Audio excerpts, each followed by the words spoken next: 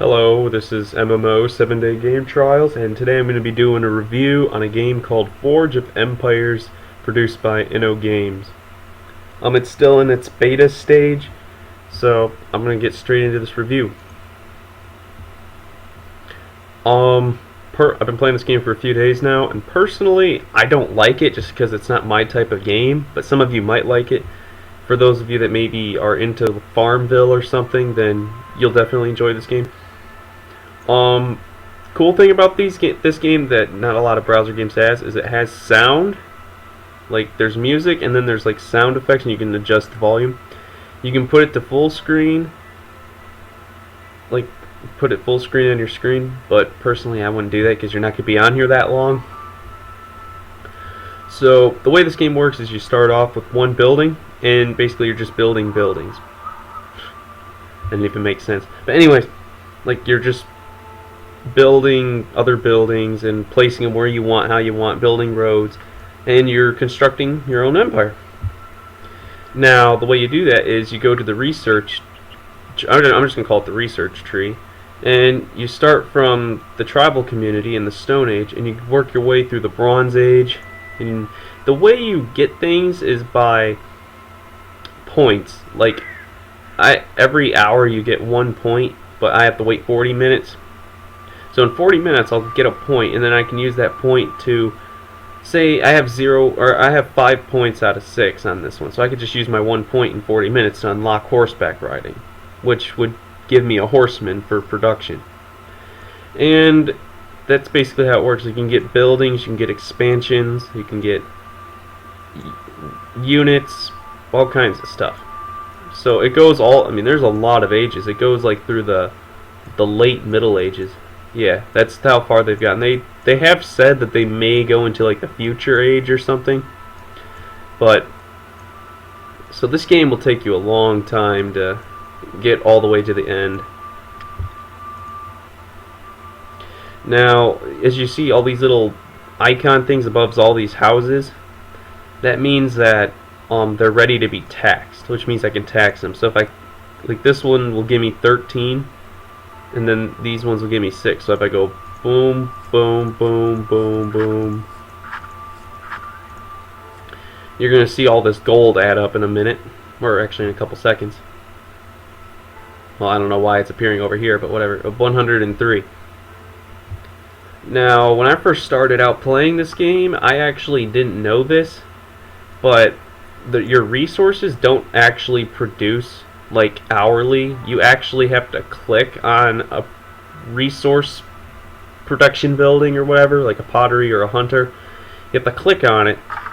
Well, you have to click on it, and then say if you're going to be gone for say 2 hours, well then I'm going to set or say if you're going to be gone for an hour, like you're going to go out and eat or something, well then you can set it for an hour and it'll produce 50 resources for that hour. Or, if you plan on staying in the game, you can just do produce for 5 minutes and you'll get 10 resources. So I'm just going to do 4 hours because I really don't feel like spending a lot of time on this review. And you can recruit units with resources and money, but I can't do that because I don't have enough resources. That's basically the general concept of the game, is just to build a city. There's like neighbors and stuff, kind of like on Farmville, but except you can go to like say this dude, which I don't like this dude because he attacked me. Well, actually I attacked him first, but I told him I was doing a review on this game, and he got mad and he started attacking me. And same with this guy right here, he started attacking me. So they just keep plundering me now. It's kind of not cool. But you can motivate or polish a building, so I'll polish one of his buildings. See, I got 20 gold for polishing one of his buildings. Alright, that's basically the general concept of the game. I would show you guys some of the combat, because this game you actually participate in the combat. And it is unique. It's kind of like an old Hexagon game, like where the combat's turn-based, and you move your units in all these different hexagon looking shape things, and you use the terrain as like a defense bonus or whatever. And there's not a lot of units. It's like you can only have a total of 6 units on a battlefield, but it's still kind of cool. I can't show you that though because I don't have any soldiers because they all got killed. So, graphics on this game, for a free game, they're decent. I mean, they're pretty good. I mean, in most browser games, you don't even really get graphics. And, well, right now, there's not any little people running around, but sometimes there's like little people running around, so that's actually pretty cool for a free game. Not a lot of games have that. Graphics are pretty decent for a free browser game. And you can actually place your buildings wherever you want. You choose, so that's kind of cool. It's kind of like customizing, a lot of customization. Now the game itself, there's not really a lot of multiplayer so much in the game. I mean, like I said, you can't attack other people, and you can plunder one building from them, which is kind of stupid. So I mean, I'm not too worried about the other dudes attacking me, but they plundered my. This guy plundered one of my potteries, and this guy plundered another one of my potteries, so I lost all my resources I was producing, which kind of sucks. Now PvP on this game, I think for one, it is one of the most stupidest things ever. I could go right now, say if I had 6 spearmen, or say if I had just 6 soldiers, I could go in and attack this guy right now and fight the computer. He wouldn't be fighting me. The computer would be fighting me. And if I beat the computer, which most likely I would,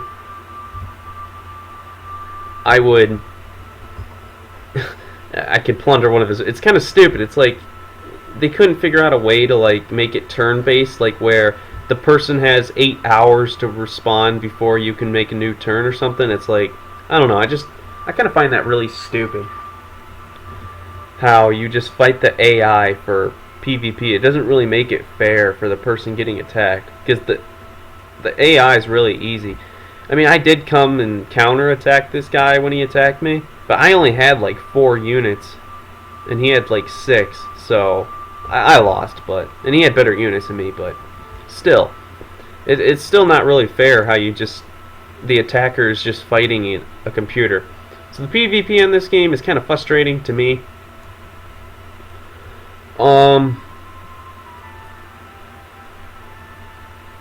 The community seems pretty big. I mean, I'm number 10,699. I've been playing this game for a few days, and I'm sure I've ranked up a little bit.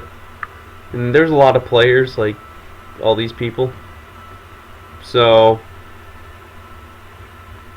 yeah. Give me 1 second, guys. I gotta do something really quickly. I'm back. Sorry about that. I had to let my dog out. Alright. So graphics I already talked about, the community I already talked about, the multiplayer PvP I've already talked about. That's actually really about it. Oh, there is a campaign in the game. Like if you're not really into like multiplayer, you can go into the campaign mode, which you go to the contended map. And what you do is you start. Oh my god. Stop it. You start right here in this region, and your first region you're obviously going to take is this one.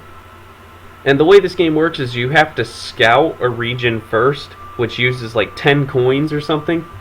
You scout a region and then you can click on the region. So like right now my soldiers, I don't even have any soldiers, I don't even know why he's still here, but anyways, my troops are stationed in this region, and there's all these different settlements you can attack. And once you take over the region, you'll unlock stuff. Like if I take over this one, I'll be able to access PvP tournaments, which I probably would never do because I don't plan on sticking around in this game for long, because I don't like the PvP in this game. And then, like this one, if I took over this whole entire region, I would get a expansion for my city, and an expansion is just basically increasing. I can't even build. Oh, I can build this. It's basically increasing like the green space. The light green is the space where I can build. Like I can't build in the dark green. So that's what expansion is it would just help me expand. Which, as you can see, there's a lot of space in this game for you to build in. So you can build yourself a pretty decent city. And the buildings do change over time. Like the original building didn't even look like this. It looked like a stone with like 2 sticks and skulls or something. I don't know. It was like barbarian style. This is going to be my review. I mean, not much, but this is going to be my review for Forge of Empires. It's a cool game. It's a cool idea. I personally don't like it. I won't be playing it anymore because I just don't like the game in general. I don't like signing in every 20 minutes to go tax people. I mean, that's just not me. But if this looks like your type of game, or if you want to try it out, check out the link below. And thanks for watching. Bye bye.